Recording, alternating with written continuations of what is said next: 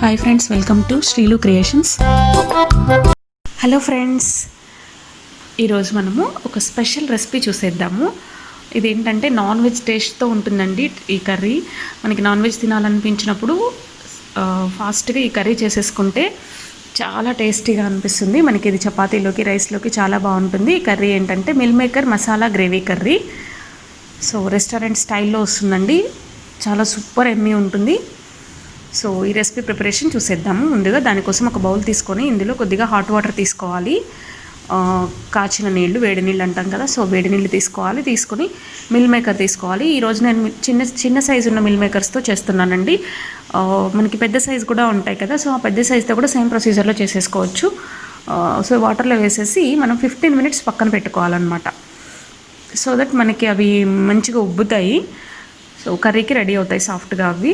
So అవి 15 minutes ఆరేలోపు మనము ఒక మిక్సీ జార్ తీసుకొని ఒక ఉల్లిపాయని ఈ విధంగా ముక్కలుగా కట్ చేసి వేసుకుందాం. తర్వాత ఒక అంగుళం ముక్క అల్లంని కట్ చేసి ముక్కలుగా వేసేసుకుందాము. తర్వాత వెల్లుల్లి రెబ్బలు వేసుకోవాలి, ఒక 7 అలా వేసుకోండి. తర్వాత ఎండు కొబ్బరి, ఒక చిన్న సైజు ఎండు కొబ్బరి ముక్కని ఈ విధంగా చిన్న చిన్న ముక్కలుగా కట్ చేసేసి వేసుకుందాము. తర్వాత జీడిపప్పు ఒక 5-6 వేసేసుకుందాము. ఇప్పుడు మూత పెట్టేసి మిక్సీ పట్టేద్దాము. సో మనకి పేస్ట్ అనేది రెడీ అయిపోతుంది అనమాట. సో ఈలోపు మనకి ఇవి 15 minutes అయింది. ఇవి మనకి చక్కగా నానిపోయి ఉబ్బిపోయాయి కదా. సో ఇప్పుడు మనం వీటిని పిండేసుకున్నాము. ఇలా స్క్వీజ్ చేయడం వల్ల మనకి ఇందులో ఉండే డస్ట్ అదంతా మనకి బయటకు వచ్చేస్తుంది అనమాట.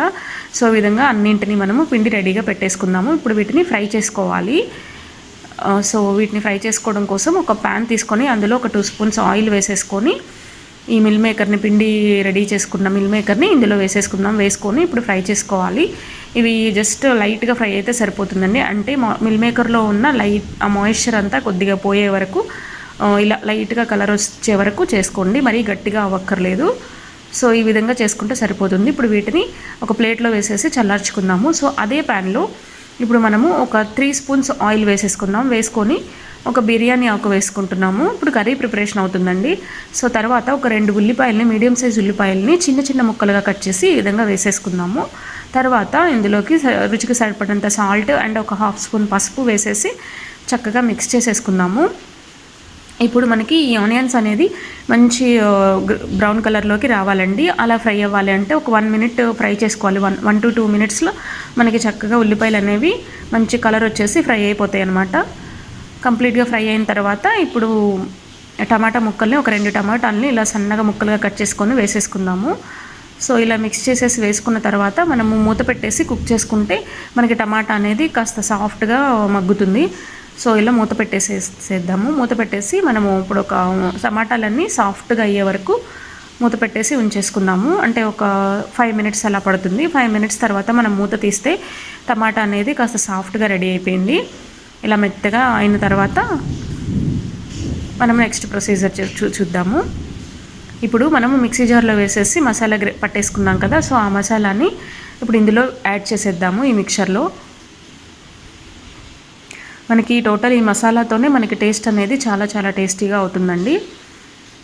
సో వేసుకున్న తర్వాత అదే మిక్సీ జార్లో కొద్దిగా వాటర్ వేసేసి యాడ్ చేసేద్దాము. యాడ్ చేసేసి ఇలా ఒక్కసారి మిక్స్ చేసుకొని ఇది పచ్చి స్మెల్ పోయే వరకు, మసాలా పచ్చి స్మెల్ పోయే వరకు ఒక 2 minutes కుక్ చేసుకుందాము. 2 minutes కుక్ చేసిన తర్వాత మనం ఇందులో స్పైసెస్ యాడ్ చేద్దాము. 1 spoon వేయించిన జీలకర్ర పొడి, ఒక 2 spoons వచ్చి కారము అండ్ 1 spoon గరం మసాలా వేసేసి మనం ఇదంతా ఇప్పుడు ఒకసారి మసాలాలన్నీ పట్టేలాగా ఒకసారి బాగా మిక్స్ చేసేసుకుందాము. మిక్స్ చేసేసి ఒక 1 minute కుక్ చేసేద్దాము. కుక్ చేసిన తర్వాత మనం ఇందులోకి వాటర్ యాడ్ చేసుకోవాల్సి ఉంటుందండి. సో ఒక ఫుల్ పెద్ద గ్లాస్ వాటర్ అయితే సరిపోతుంది. ఇందులోకి యాడ్ చేసేసి మనము ఒక బాయిల్ వచ్చే వరకు కుక్ చేయాలన్నమాట. అంటే ఒక 1 minute కుక్ చేయాలి. కుక్ చేసిన తర్వాత ఇలా బాయిల్ అవుతున్నప్పుడు మనం ముందుగానే ఫ్రై చేసి పెట్టుకున్న మిల్ మేకర్స్ ఉన్నాయి కదా, వాటిని వేసేసుకుందాము. వేసుకొని చక్కగా ఈ విధంగా మిక్స్ చేసేసుకుందాము. మిక్స్ చేసేసి ఇప్పుడు టేస్ట్ ఒక్కసారి చెక్ చేసుకున్నట్లయితే సాల్ట్ సరిపోయిందో లేదో చూసుకుంటున్నాను. చూసి కొద్దిగా సాల్ట్ సరిపోలేదు అనిపించి సాల్ట్ వేసేసి ఇప్పుడు ఈ విధంగా ఒకసారి మిక్స్ చేసేద్దాము. మిక్స్ చేసేసి మూత పెట్టేసి ఒక 2 మినిట్స్ కుక్ చేద్దామండి. అంతే, మనకి 2 మినిట్స్ తర్వాత ఒకసారి మూత ఓపెన్ చేసి చూసేస్తే మనకి కర్రీ రెడీ అయిపోయింది. సో ఇప్పుడు పైనుంచి కొద్దిగా కొత్తిమీర, సన్నగా తరిగిన కొత్తిమీర అండ్ పుదీనా కూడా వేసేసి ఒకసారి మిక్స్ చేసేసుకుందాము. మనకి చాలా టేస్టీ నాన్ వెజ్ టేస్ట్ని ఇచ్చే వెజ్ కర్రీని, మసాలా మిల్మేకర్ మసాలా గ్రేవీ కర్రీని ప్రిపేర్ చేసుకున్నాం కదా. ఈ విధంగా రెడీ అయిపోయింది మనకి గ్రేవీ. దోశ, చపాతీ, రైస్ దేంట్లోకైనా బాగుంటుందండి. సో ఇప్పుడు మనము స్టవ్ ఆఫ్ చేసేసి ఒక సర్వింగ్ బౌల్లోకి తీసేసుకుందాము. సో చూసారు కదా ఎంత టేస్టీగా కలర్ఫుల్గా కనిపిస్తుందో మనకి. ఫ్రెండ్స్, మీకు ఈ మిల్మేకర్ మసాలా గ్రేవీ కర్రీ నచ్చినట్లయితే ప్లీజ్ లైక్ చేయండి, షేర్ చేయండి, సబ్స్క్రైబ్ చేయండి. Thank you friends, bye.